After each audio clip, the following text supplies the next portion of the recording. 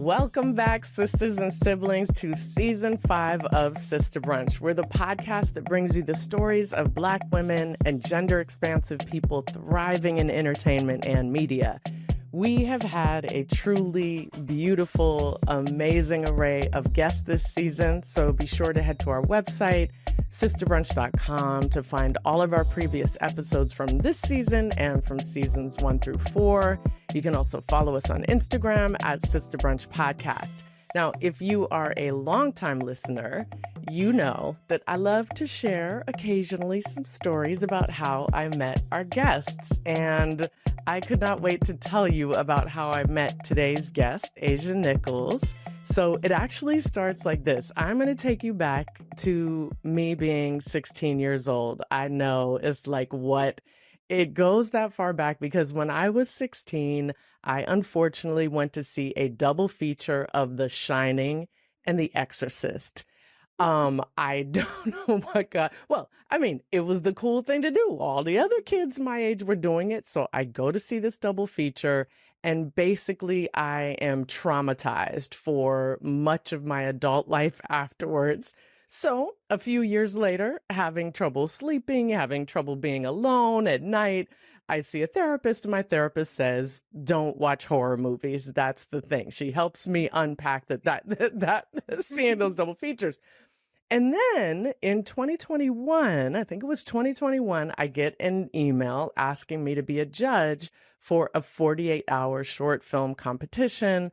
I love these. It's this amazing way to find incredibly talented people. I mean, if you can make a short film in that amount of time, I know you are good. You know you are good. And so I say yes right away. And then it turns out it is a horror competition, a 48-hour horror competition. I'm like, well, I already said yes. I'm going to have to do this. I watched this film, Darda Luz, and already the fact that I could watch it all the way through and not be scared because I was engrossed in the filmmaking said so much about this filmmaker, but also none of the judges could believe that she made this film in 48 hours. And the only way we knew she had to have is that there were requirements that had to be included in the film, and they didn't get these requirements just until before they made the film. And as soon as I saw it, I knew that I was witnessing brilliance. I was witnessing a person whose stories we need. And then I got to know Asia better, and I've got my claws in her, and I'm doing everything I can to support her career, support her as a writer and a director. She's a playwright.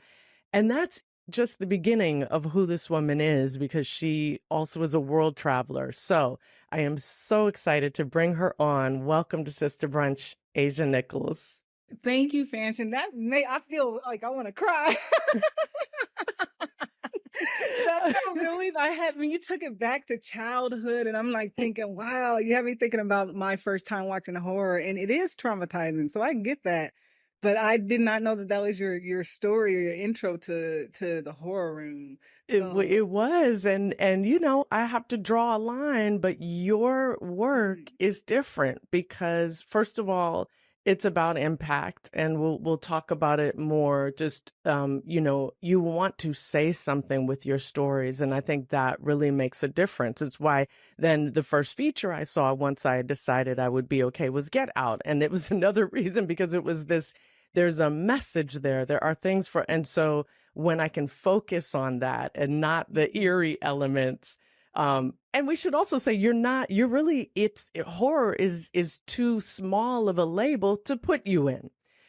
So what I'm going to do first is ask you to take us back. We always do this with our guests in the beginning, is to take us as far back as you want to take us and talk to us about your journey as a storyteller. What brought you to sitting here today where you are as a storyteller? Wow. Okay. I'm going to go back to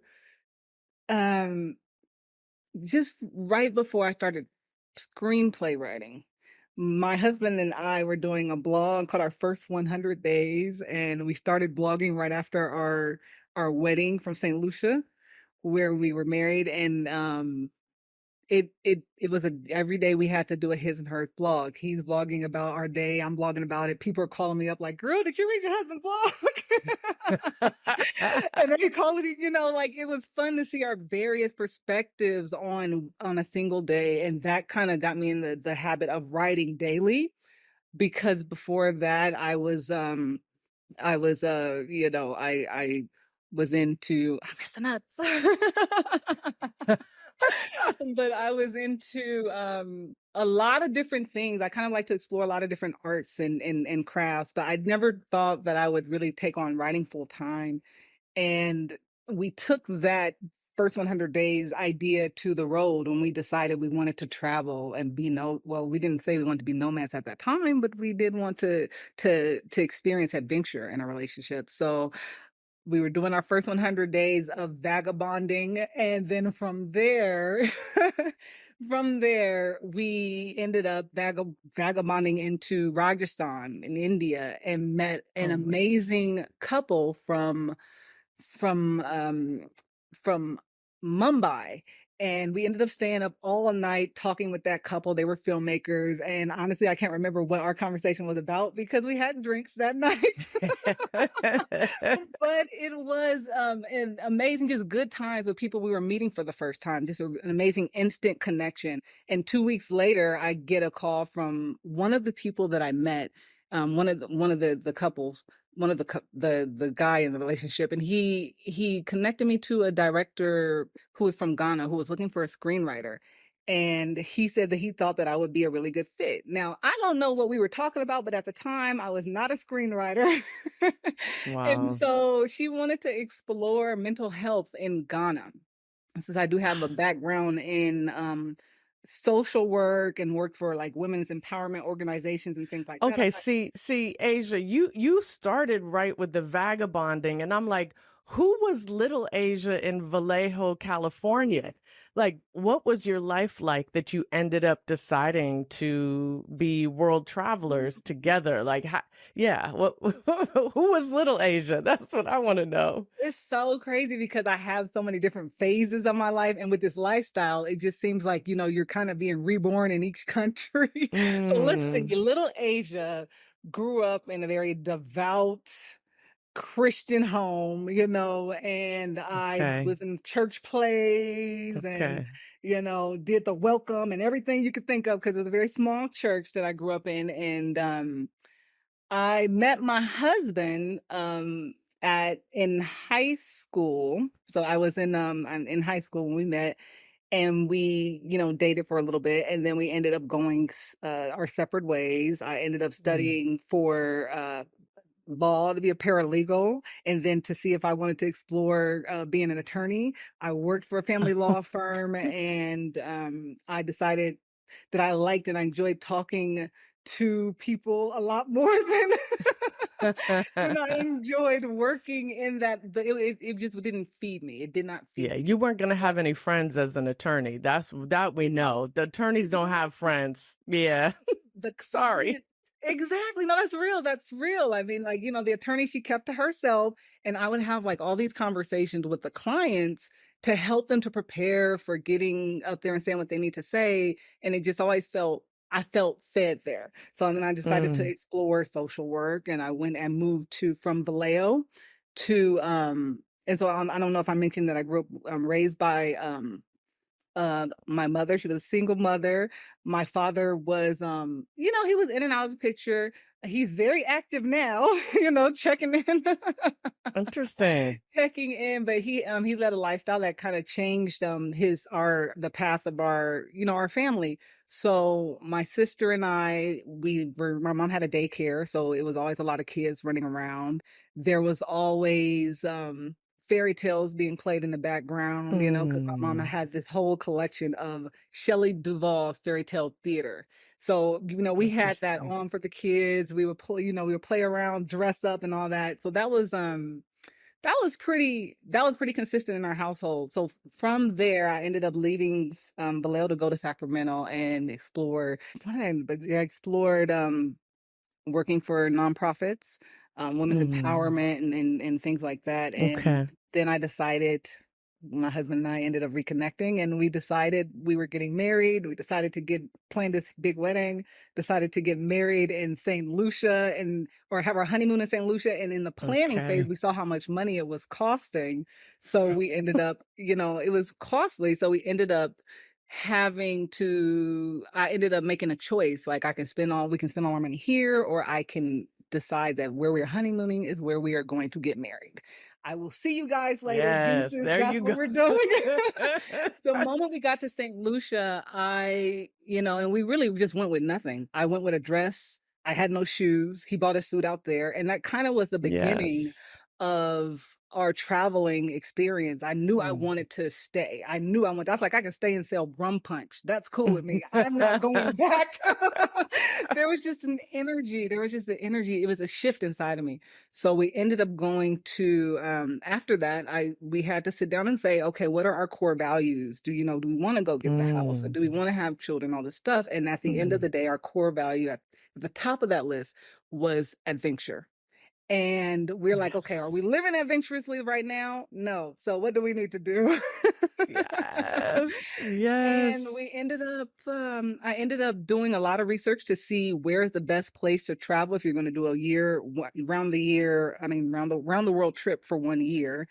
And it became clear to me that Thailand is where we needed to begin. It was the easiest place. And usually the easiest place where a lot of people have retired, where people go from the States, it's the States and retired. So it was a lot of because there's kind of communities already established there that can help you get acclimated. Okay. Exactly. So we ended up going to Chiang Mai.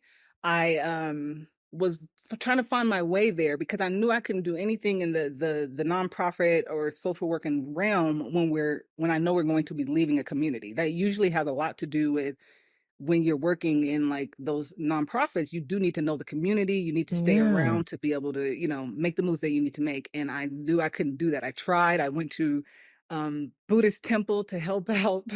There was a Buddhist temple for stray dogs, because at Thailand you see so many stray dogs at the Buddhist temple. So I went to help out there, and realized that it's just not something that I can sustain. So how do I give of what I am and contribute to the world on this journey? I tried painting, but it was too hard to carry all those things in our backpack without it messing up every time we hopped on a new plane. So then, because we were doing our blog, our first 100 days as Vagabond, I just continued to write. After our first 100 days of Vagabond, the 100 days was over, and I wanted to continue to share my stories.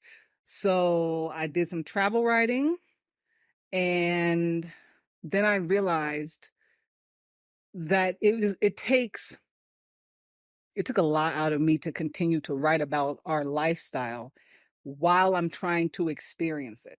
Oh, interesting. I didn't want to take any pictures anymore. I got tired of taking pictures. I got tired of writing about, we're starting to like really live, and we're immersing into these different communities and cultures. We lived in the backwaters of Kerala and India. We lived in the village in Tamil Nadu, and things just started to feel a lot more sacred to me than to share in every article. And you couldn't be present with the experiences because you were having to think about, how am I going to write about this, right? How am I going to share this with someone else? But then you couldn't be present to experience it. Hello. Yeah. And I couldn't be present with the pictures, taking the photos. So I got tired of taking the photos. It started to feel, it just didn't feel good anymore to do. It wasn't for me anymore. And so I needed to take a break. And it might have been because we did our first 100 days. So it's like every day I'm writing about my experience. That's a lot. But I needed to take a break. But I ended up deciding that I wanted to just experience it and let these moments that I find most fascinating be sacred to me, because there's messages in here for me, While I'm trying to write and find a message, to make a full story to share at a publication, there's a whole separate message here for me. And I wanted to just have that, experience that. So then I just said, okay, if I'm not going to be travel writing, what is it? And then I guess it turned out to be fiction writing and weaving in some of those experiences. This is Asia, and you're listening to Sista Brunch. I want you to describe your genre. One, because you don't fit into any one particular genre, and it's another thing that I love about you. We can say unconventional, but that doesn't do it. It doesn't do it for me, for sure. It does not grasp who you are and what you do. So, how do you describe your writing? It is. I mean, I agree with you. It's tricky. I mean, I'm always like rewriting bios, like, how do I say this? But I would say it is offbeat. It's uncanny. There was a term in short fiction writing when I started writing short fiction, and I'm a lover of Neil Gaiman. So his short works inspired a lot of my style too. It was Slipstream was what I came across, and that was like a Mm, hodgepodge of like um all the genres together, but then it's the underlying drama, genre with the fantasy, little moments of surrealism, moments of horror, moments of science fiction.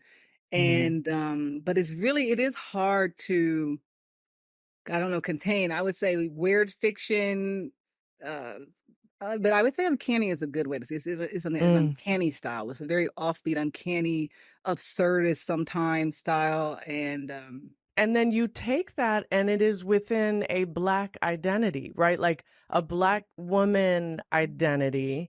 And so it's already kind of unconventional again or uncanny, but also within within an identity group where I think, we just haven't had the opportunities or the encouragement or the inspiration to tell those stories. Even when we think about your references to the kinds of authors that you like, it's hard to find Black women authors, Black gender expansive authors to say it's like this kind of writing. And again, it's why I love you, because you are that person. You are now that author that other people I think can refer to, that screenwriter others can refer to, that director that others can refer to.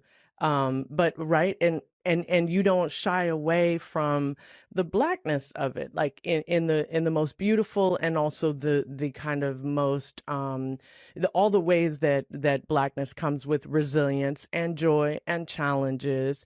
You find ways to pepper that into a lot of your work also. I just want to add that's also what makes it so beautiful and unusual.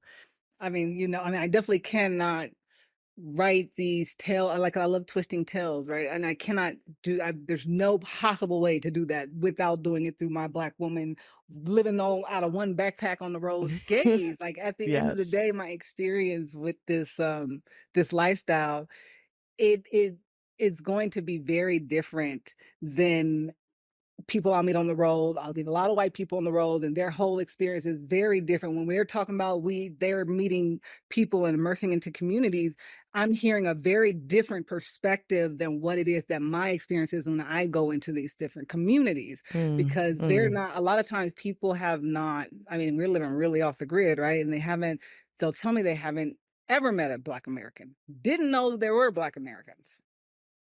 So it's something that a lot of, even from how I ended up having to change my hair along the journey, mm. because when I started out, I had a grandmother who was a hairdresser and I was slick. And then when I started out on the road and got rid of the products and all that stuff, maybe I had an experience where a young girl would see pictures from my past and on Facebook and tell me that she liked the straight hair better when I was Mm, growing out my fro. And I was realizing she hadn't seen a fro ever. She never seen, locks or anything. And those types of experiences were just part of this journey into writing the versions of tales that explore hair, like subverting ideas of Rapunzel and all of that, because nice. this is, but from a Black woman's perspective, because that was uncanny, like to see how the Mm, conditioning is yes. so blatant around the world. That was my first experience with just global conditioning. Mm, And I'm like, there's no way I'm gonna ever, I mean, there's no way that I can contribute to that. So I need to figure out how to how to flip that idea, how to change his perspective and add more to the story. Because see, people are not getting that we were staying in villages where there was one TV, and we all gather around that one TV, and whatever Yeah, images are shown on that one TV is what you think it's the what rest of they the world see. is. Mm. And then you show up and Russ shows up and then they have to rethink. And so this is what I love too, is that you're just two people, right? So the ways you reflect it when you're traveling is through these two people, which is huge, right? Because they're seeing this in person, they're seeing two people that they have heard or only seen extremely limited representations of. But then we couple that with your work, which can and will be known worldwide. Then it's this opportunity to give of yourselves, as storytellers to a wider audience. I love that you gained deep attention from Terrence Nance, which makes complete sense. I mean, I think if we do think about a filmmaker who we might label his work as uncanny, that you've gained this attention from Blackstar Film Festival, which also is one of our best, and also I think appreciates non-essentialist depictions of blackness, which Yeah. is what you do as well. So let's talk about So Unfair. And actually, I think it'd be great to even give an example of one of your stories that has gained attention. Whatever you want to choose. I mean, you've gotten the SF film Rainin grant. You've you did really well at Blackstar. So whatever you want to choose, and I think it'd be beautiful to like actually go into one of your stories, talk about what happens in one of your stories. Okay. So Someone Fair came from this one of my stories that I wrote called Beautiful Beneath the Sun. It was a short fiction story for an anthology looking for Black and Brown creators to reimagine these very familiar tales. And I decided to take Rapunzel and reimagine that because that was the first time that I was experiencing um, my natural hair, because I grew up in a hair salon that where my grandmother was a hairdresser, and I never really got to learn how to to um to manage my hair, and I thought it was Manage and great. love up on. Manage Yeah, it, the thing that love was coming. Hello. Yes, Exactly, yes, exactly. yes. And it was a beautiful experience, but being on the road the way we have, it's not always that I can find the products. So, Mm, we in India and mm. figuring out how to, get neem and make something, make something that can give me the moisture that I need. And Right. it was a journey. And I ended up writing this tale that was based on a lot of just living in these very natural settings. And the young girl had forest hair, and so there was a lot of it's a very planty tale where she ends up having Mhm. to maintain and contain her forest hair so that she doesn't break the rules of this land and break this glass ceiling, which her grandma would have to pay for if she did. So her grandma tells her to keep that under wraps, and she has to fight back against these ideas and go on this solo journey of self-discovery and self-exploration and self-love to then break free through literally through this world that had been contained in. So it sounds like a terrarium, like if you picture a terrarium, Mm. and that is pretty much the tale, right? She's living in a terrarium. And yeah, so that tale I ended up adapting it into a short film when I saw the opportunity that at Blackstar to create to submit short film or short screenplays to submit short screenplays. I adapted into a short screenplay, and it ended up lucking up and winning the Blackstar. Did you? I know you didn't just say lucking. That was not luck. I know you didn't just It say was my that. first time. Yes, yes. So Other people recognize the brilliance. Yes. well, it was a beautiful experience because I had been on the road. I mean, like the way I traveled just with the backpack and wearing the same outfit every day, I just came home for a visit home, and that was its own culture shock because we had been around Mm. so many people. We weren't used to hearing English, right? Like it became very interesting because the first person we connected with on the road, a friend of ours in Thailand. he's a Black guy and he's been out there for a minute, and he was like just trying to, he's learning Thai, and he's pretty fluent in Thai, but he didn't go home as frequently, so he didn't know. When he went home, it felt weird to communicate in English because he almost felt like he was forgetting his words. That's what he was saying, because you have to use Yes. shorthand to actually communicate. Right. So big words out the door. So Yeah. he ended up, he was telling us that experience, and at the time we were so new to the world, we are like, oh, okay, that's interesting. I didn't relate to it, but I definitely did after about a year on the so You're like, words, what are they? What language am I speaking? Right. it felt weird. It felt very weird. And also just hearing, because we came back around Christmas time. So hearing the values, after having to shed so much on the road, hearing like how everyone's trying to buy, everything for everyone and their mama, and I'm like, come on now. Like, I don't Like, even, and we were living off of savings, so we really didn't have very much. So then I felt the pressure of, okay, do I need to, like, I just didn't feel like I fit in there anymore. We were living very minimally. It's not like I'm going to buy a bunch of gifts for Christmas for anybody. My mom laughed and said, y'all came back, and I feel like if y'all have a kid, I can buy that kid a pencil and they'll be happy. how is that not a beautiful thing? And I was gonna say, weren't you two the gift? Y'all couldn't you wrap yourselves in a little bow and be like, we were no, we totally were, but we started off differently. Yeah, absolutely. We left differently. Like, I had trunks of clothes and things at home that I told my mom, just give away the wedding dress, just give it all away. So she just kind of didn't recognize me. She definitely never seen me with a fro. She didn't recognize me, but she thought it was interesting. I mean, we were meeting parents, which was interesting. We were meeting parents when my mom would say, go ahead and talk to my daughter and son-in-law, because these parents would be stressing that their child decided to get up and go to Egypt and live in Egypt, and they no longer can relate. And there is that disconnect can feel, that's heartbreaking. So she was trying to get a little more insight. We would talk to these parents and say, okay, she's like, why would she want to do that? Why would he want to do that? Why? Hey, Sista Brunch family, we are so grateful for the love that you have shown us on this amazing journey with our guests and our co-hosts for 5 seasons. If you have been enjoying these inspiring stories and perspectives, we would love to invite you to take the next step and become a member of our Sista Brunch Patreon community. As a Sista Brunch patron, your support allows us to continue celebrating and amplifying the voices of Black women and gender-expansive people thriving in entertainment and media. You will play a vital role in our mission to uplift and empower underrepresented voices in film, TV, and entertainment. Thank you so, so much for your support. We were supposed to be on the road for 1 year, but the people that we met on the road and showed us different ways to do this lifestyle longer, and we just we fell into it. For instance, before we left, everyone was saying, don't go to India.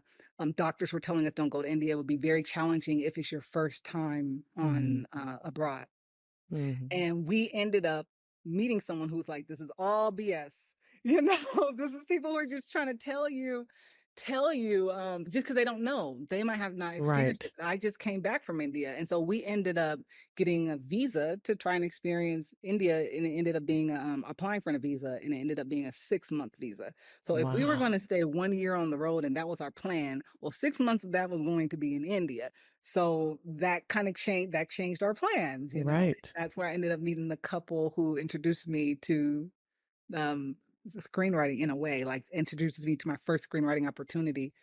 But yeah, so basically when I came back, bringing it full circle to when I came back and made that story Stranded, having to figure out and represent with my fro around the world, and have people asking me so many questions. I mean, I'm in like a kitchen with a bunch of wives and daughters and grandparents, and like everybody just around me, about like 30 people, and they're asking me, like, and this is in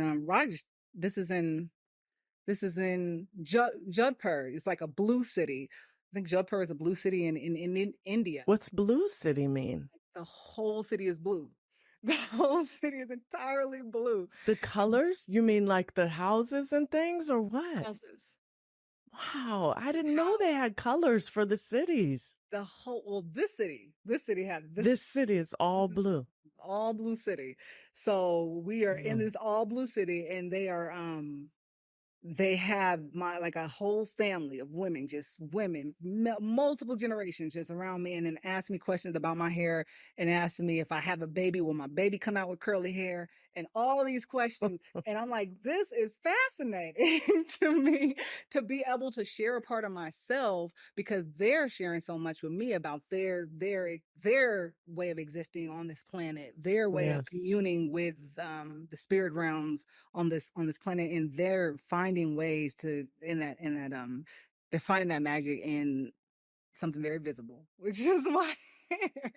So I don't know, it was interesting. So anyway, writing that tale, coming back to the States after all of these experiences, and like I said, even there, like after all of those experiences, not like showering outside, using my bathroom and all out, everything's outside, like really doing, because we, living off of, I don't know if I mentioned how much we had. We took like 10,000, and we lived off of that for about 2 years.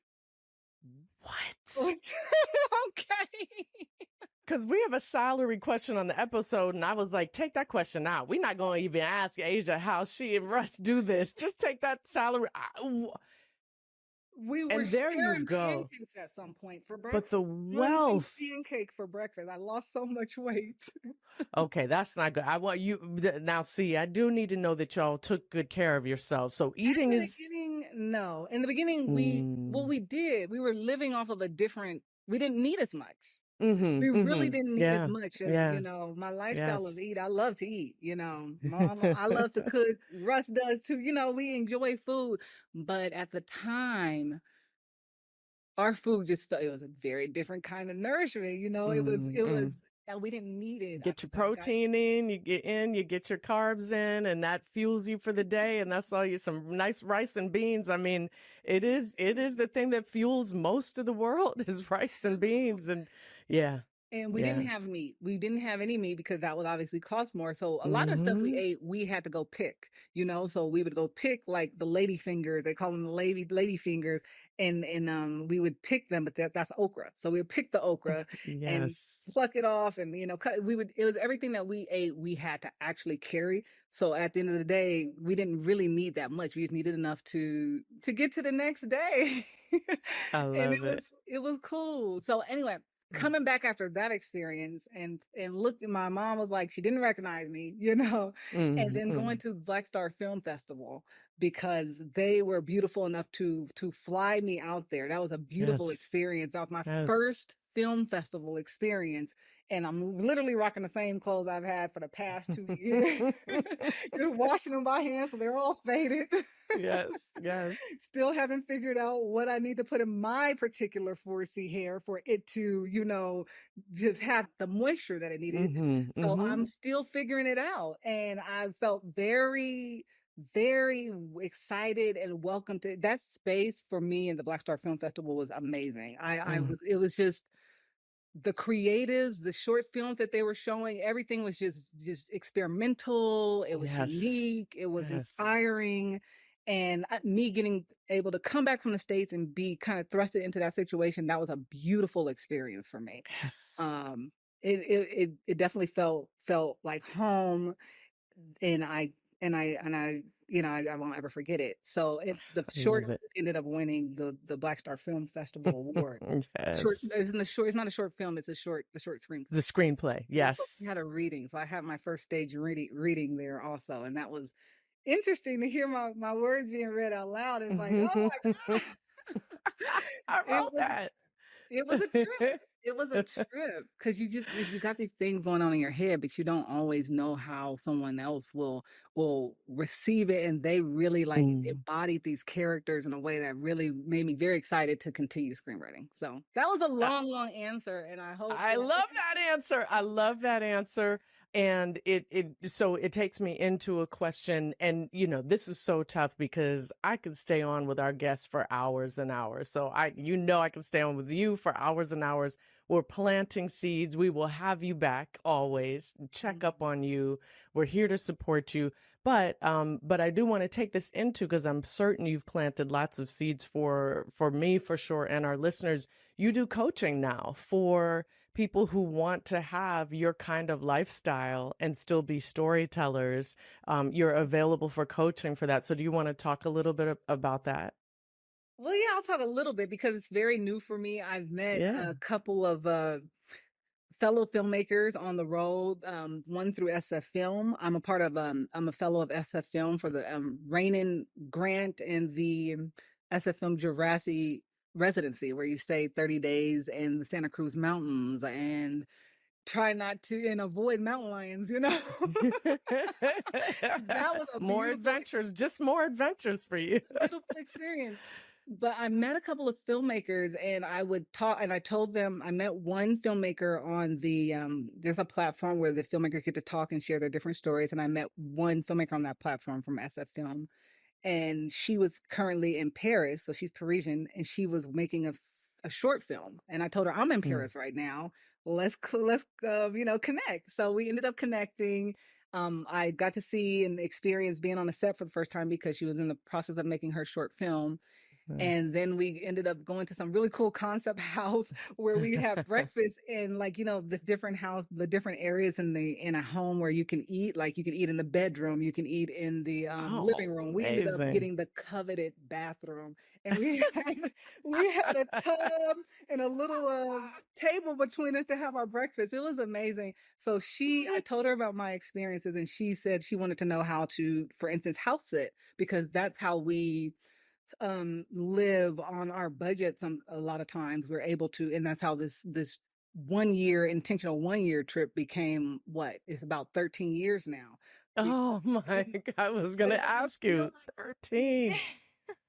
Amazing. Oh, this is it'll make 13 years in October, because we actually left to travel when we went to Thailand. We left on October 31st. So we left on Halloween. So the tickets were the cheapest on October 31st. Wow. So I was telling her about my journey and how we continued this lifestyle on the budget that we have both as freelance creators.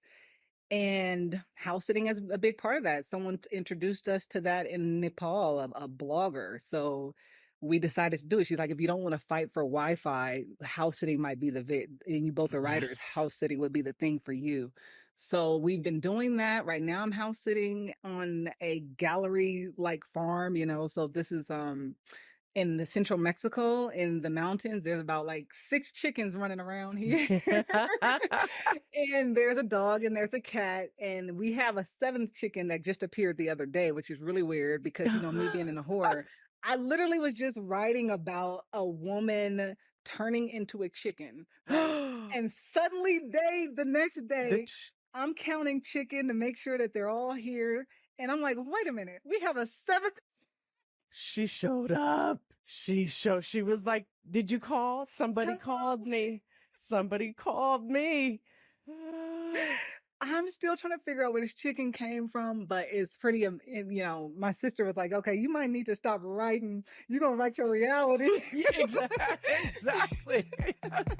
If you are listening to this episode, you can watch the episode on our YouTube channel, Trujillo Media. It's on youtube.com/Trujillo Media, and you can see this gorgeous house. So Asia has a bit of an echo because she is in an amazing house. And every time we Zoom together, I'm so jealous of the background.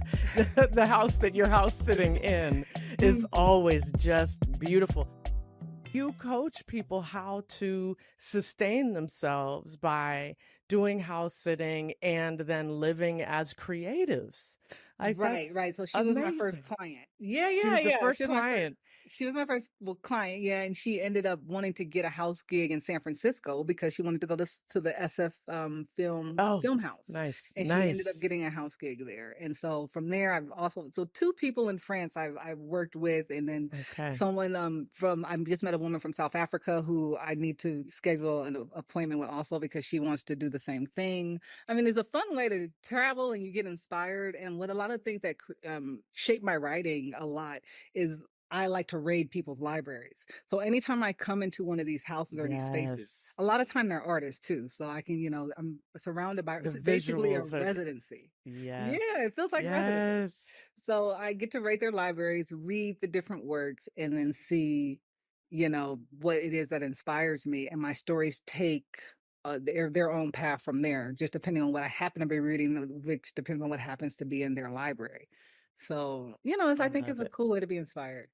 Absolutely. So we will have details on how to get in touch with Asia, find, have her as a coach. Listen, I'm thinking about it myself. I'm like, because I need a break from the capitalism and the maximalist lifestyle in Los Angeles. I'm like, every time I talk to him, like, so what would be stopping me from doing this? My husband and I. So soon as we always say, once we get a little bit settled, But your point, what you two did is you were like, no, this is what our settled looks like, is to have this lifestyle where you're surrounded by art, you're surrounded by creativity, you're surrounded by chickens, and there's something to that, to being around that kind of life. I love it. I love it. Okay.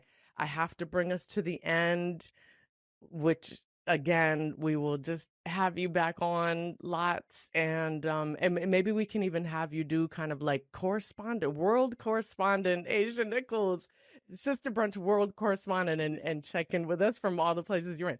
But I'm going to take us to our signature Sista Brunch questions. Okay. So you, Asia, are sitting down to a Sista Brunch with your younger self.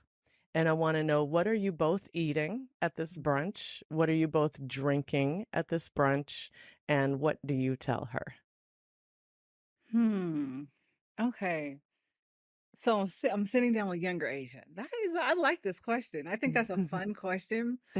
Wow. I'm sitting with, okay. So first of all, I don't want to sit with her in her world. I don't want to go back to high school. Okay. So we're she going to have gotta to come bring you. her back. Yeah. We're going to bring her here.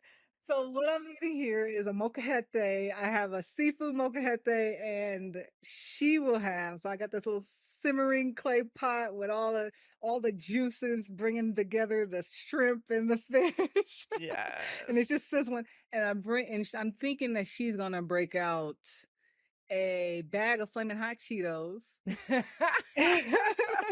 I think that would go very well with your dish. I think that would be really nice to have. Yes, because I still love my flaming hot Cheetos, and she's going to have an orange soda, and I will match her orange soda with a margarita glass. Yes, yes. And we are chopping it up. We are sharing space. We are listening to music, and I would tell her, before our evening has ended, that I would like her to write me sometime. For me, the type of stuff I create, as you get into, I guess we call it adulting, right? As you grow up, you can get away. At least I found it's challenging to keep tapping into the things that made me excited me about creating in the first place. And it would be nice if she took some time out of her busy life, and now I understand, family members who will tell me that when I come home, I get that. If you took some time, I would love to hear from you. I would love to hear what your thought process is like, because it's so easy to get away from that. And so I do hope she takes that while she crunches on her Cheetos. Lick the orange off. Licking her finger. Yes. That sweet from the orange soda. Yes. Oh, that's beautiful, Asia. That's beautiful. Oh, I love it. Asia Nichols, thank you for taking the time with us. You've been very patient in us finally getting this call in, and I couldn't wait. I couldn't wait to have you on to share you with all of these incredible other guests that we have this season. You're a bright spot in my creative life. I'm always so excited when we get to talk and strategize, and I'm so grateful to you. I truly am so grateful to you. And me to you, because all of our, I felt like usually, like I said, podcasting is new to me, but if I were ever, you create such a beautiful space, and I feel, excited and empowered when I talk to you. You have been like a champion in my life, and I feel very grateful for that. And yeah, the energy you have here is it's amazing. So I appreciate you for even inviting me to share. And yeah.